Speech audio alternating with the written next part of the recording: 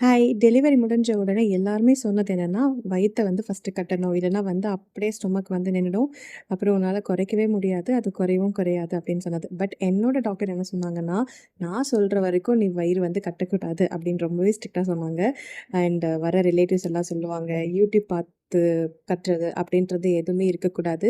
நான் ரிவ்யூக்கு நீங்க வரும்போது, நான் எப்போ கட்டலாம் அப்படின்னு சொல்லுவேன். ஸோ அதுக்கப்புறம் நீங்க கட்ட ஆரம்பிங்க.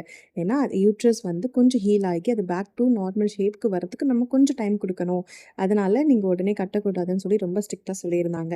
அண்ட் நான் டெலிவரி முடிஞ்சு டிஸ்சார்ஜ் 3 டேஸ்ல ஆனதுக்கப்புறம் ஒரு 2 வீக்ஸ் கழிச்சு என்ன ரிவ்யூக்கு கூப்பிட்டுருந்தாங்க. ஸோ அப்போ போனதுக்கப்புறமா எனக்கு 1 வீக் அதுலேருந்து தள்ளி கட்ட சொல்லியிருந்தாங்க. ஆனா, என்ன பார்க்க வரவங்க எல்லாருமே என்ன சொன்னாங்கன்னா, "நீ இப்பவே கட்டினா தான் நிக்கும். இல்லன்னா நிக்காது." அப்படின்னு சொல்லி எல்லாருமே கட்டுறியா? கட்டுறியான்னு கேட்டு சொன்னாங்க.